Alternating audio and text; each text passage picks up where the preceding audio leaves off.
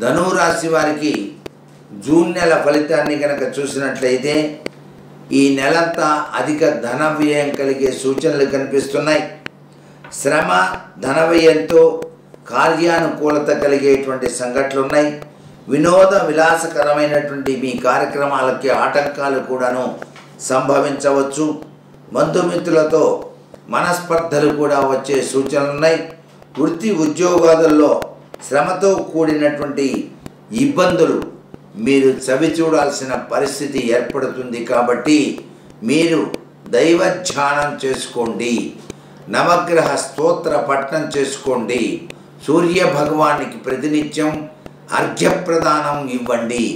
ఇలా కనుక చేసినట్లయితే కొంతలో కొంత సత్ఫలితాన్ని మీరు సాధించడానికి ఆస్కారం ఉంది. ఈ రాశివారు ఔదంబర వృక్షం చుట్టూతా ప్రదక్షిణం చేస్తూ దత్తశరణం మమ అని 11 సార్లు అనుకోవాలి. ఎవరైతే ఆ ఔదంబర వృక్షం చుట్టూ ప్రదక్షిణ ఆచరించి 11 సార్లు దత్తశరణం మమ అనుకుంటారో వారికి మానసిక శాంతి, అనవసరమైన ఖర్చులు తగ్గటం, చక్కగా జీవితం కొనసాగడం జరుగుతుంది. శ్రీపాద శ్రీవల్లభత్వం సదైవ శ్రీ దత్తాస్మన్ పాహి దేవాదిదేవ భావగ్రాహ క్లేశ హారిసు కీర్తే ఘోరాత్కష్టాదుతరాస్మాన్ నమస్తే అనే శ్లోకాన్ని కూడా పఠించడం చాలా మంచిది. వీరు ధరించవలసిన దుస్తులు మాత్రం ఎరుపు తెలుపు రంగుల దుస్తులు ధరించవచ్చు.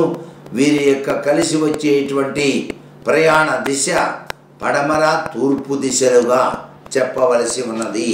గ్రహాలలో గురుగ్రహం బాగుంటే మిగతావన్నీ కూడా సాధించడానికి ఆస్కారం ఎక్కువగా ఉంటుంది. కాబట్టి ఈ రాశివారు గురువారం నాడు నానబెట్టినటువంటి శనగలు దత్తాత్రేయుల వారికి తాళింపు వేసినవి నైవేద్యంగా సమర్పించి 10 మందికి గనక దేవాలయ ప్రాంగణంలో పంచిపెట్టినట్లయితే గురుగ్రహ బల ప్రభావం చేత అనుకున్న పనులన్నీ కూడా సాధించి చక్కటి యోగవంతమైన జీవన విధానాన్ని కొనసాగించడానికి ఆస్కారం ఎక్కువగా ఉంటుంది. కాబట్టి ఈ రాశివారు ఆ విధి విధానాన్ని పాటించక తప్పదు.